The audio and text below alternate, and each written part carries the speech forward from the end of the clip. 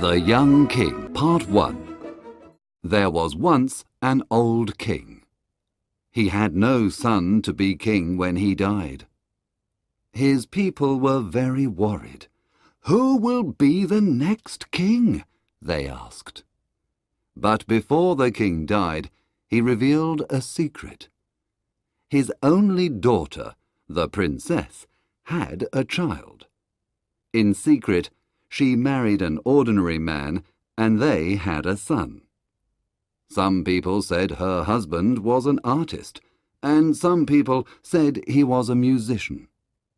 But his identity was a mystery, and nobody knew about their secret son. When the baby was a week old, some men took him while his mother was sleeping. The princess died immediately. Some people said for sadness. Other people said someone gave her poison in a cup of wine. The men left the baby with a very poor family. This poor family lived in the forest, and the boy became a shepherd. He looked after goats all day.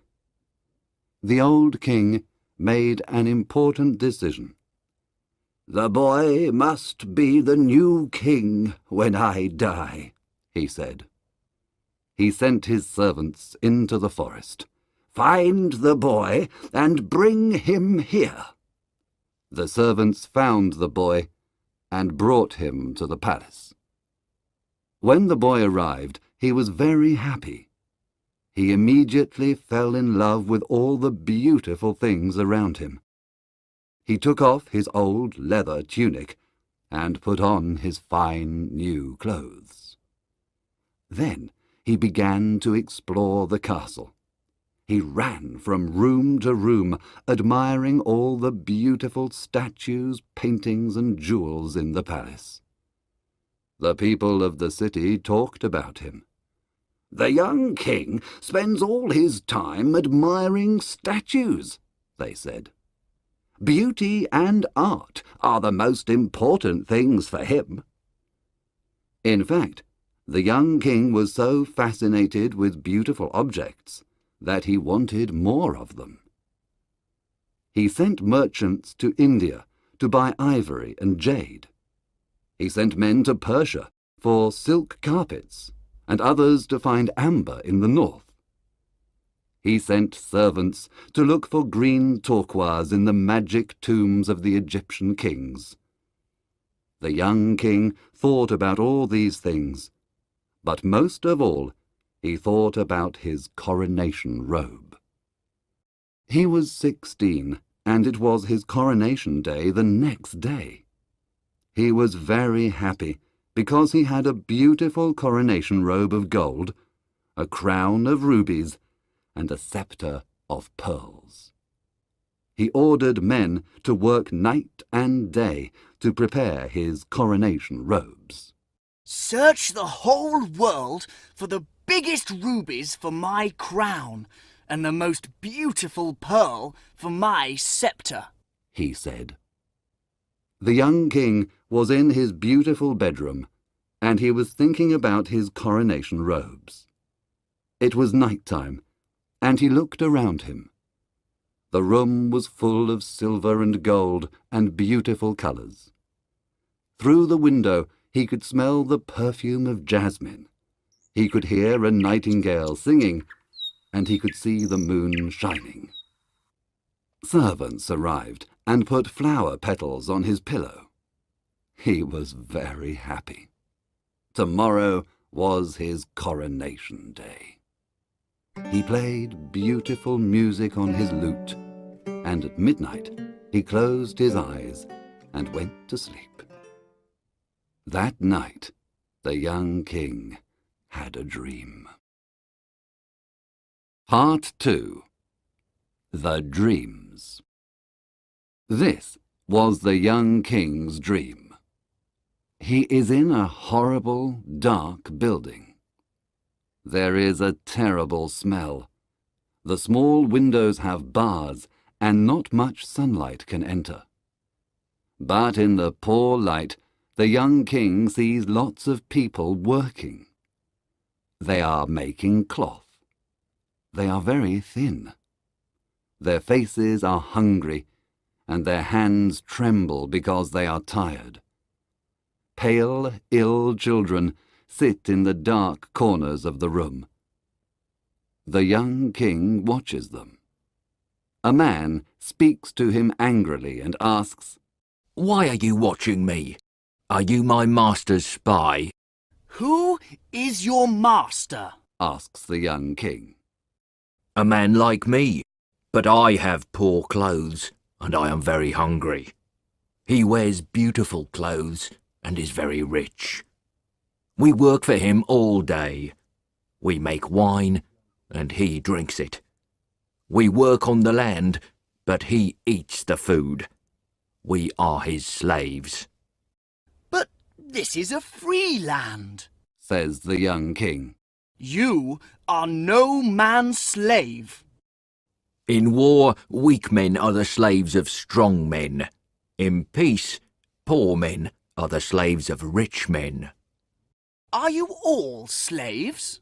"Yes, the women and the children, the old and the young."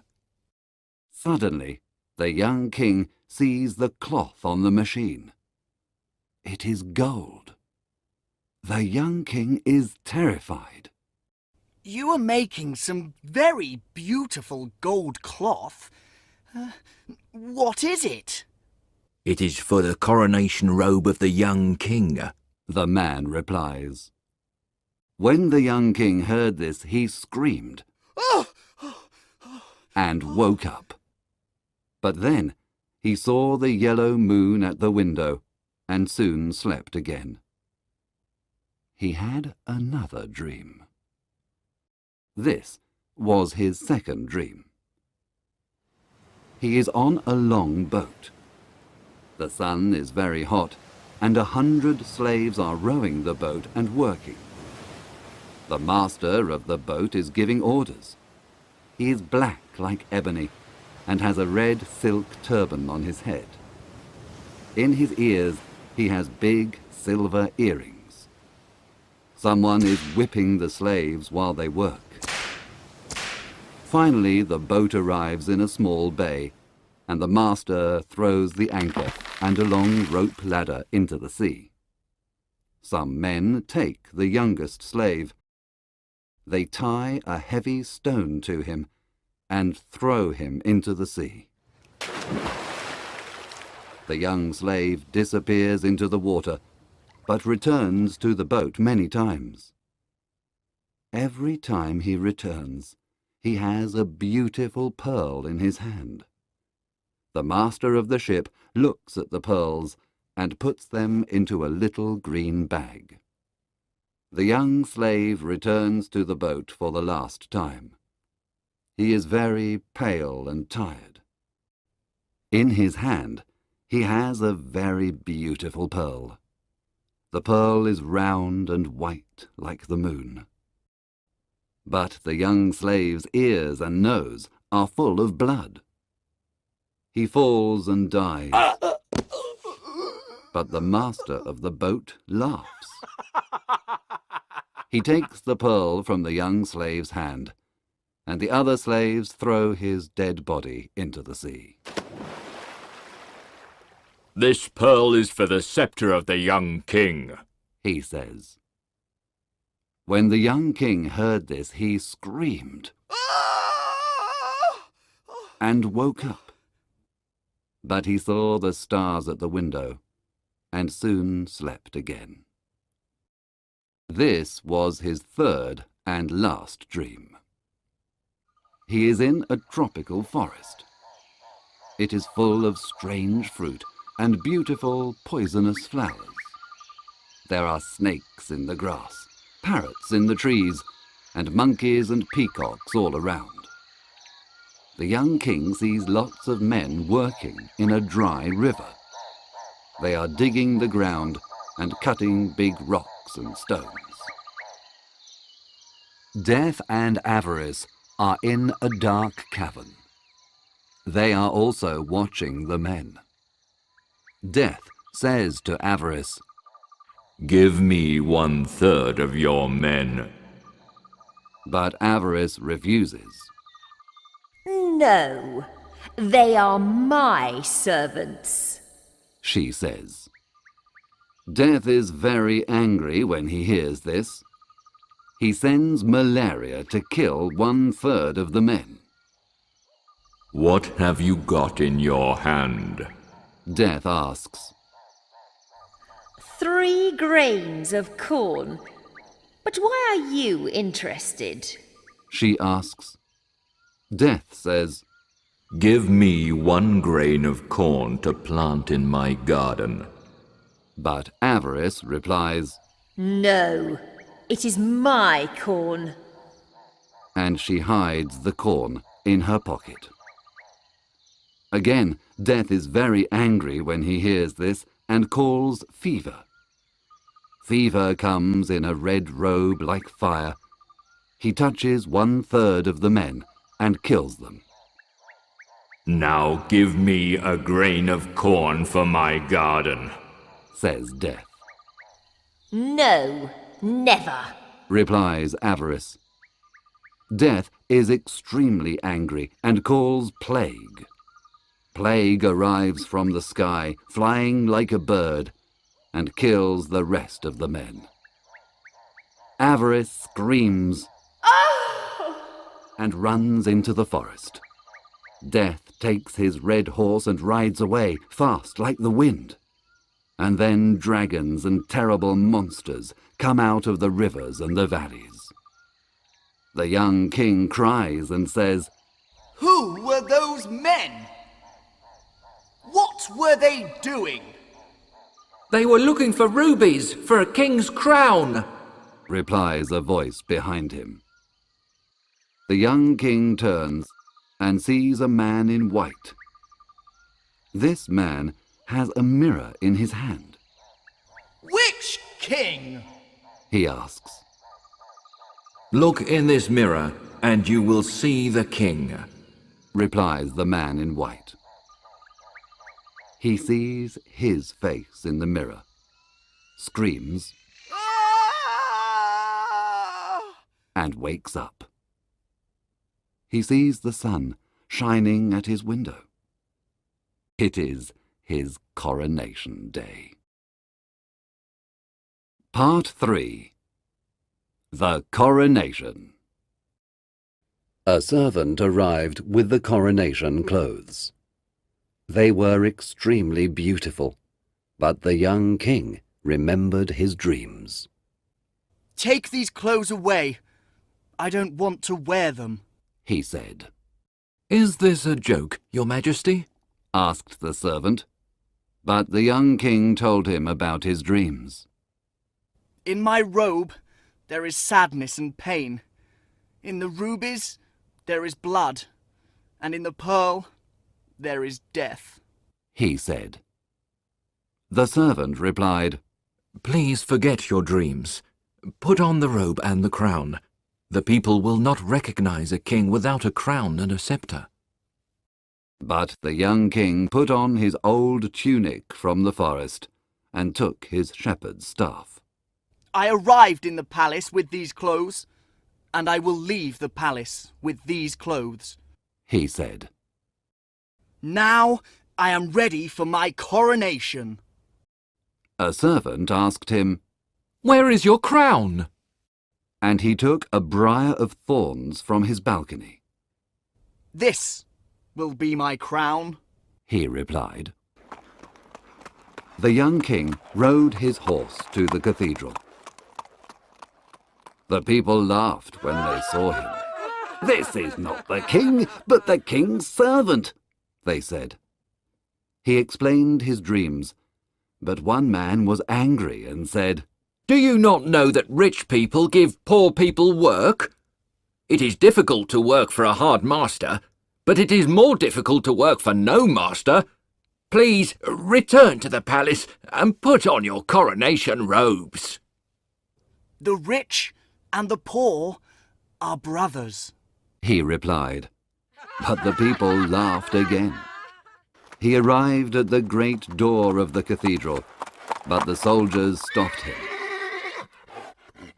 "What do you want? Only the king can enter by this door," I am the king. he replied. The bishop saw him and asked, "Where is your crown? Where is your sceptre?" The young king told the bishop of his dreams, but the bishop answered, "Listen to me. I am an old man. There are many bad things in the world, but you cannot change them all. There are thieves and pirates and beggars, but you can't make these things disappear. They are too much for one person. Go back to the palace and put on your coronation clothes." But the young king passed the bishop and entered the cathedral. He went to the altar and looked at the image of Christ. He saw the light of the candles and the smoke of the incense. Suddenly, a crowd of people ran into the cathedral. They had swords and were very angry. "Where is this king dressed in beggar's clothes?" they cried. "We must kill him, because a beggar cannot rule us. He will be bad for our country." But the young king prayed silently in front of the altar. Then he turned and looked at the people sadly. At that moment, a ray of sun shone into the cathedral. It illuminated the young king at the altar. The sun made a beautiful robe around him. Red roses grew on his dry crown of thorns, and white lilies grew on his staff. The roses were redder than rubies, and the lilies were whiter than pearls. Music started to play, and voices started to sing. The glory of God filled the cathedral. The people knelt down. "He is crowned by someone greater than me," the bishop said, and he knelt in front of the young king. The boy came from the altar and passed the people, but they didn't have the courage to look at his face, because it was the face of an angel.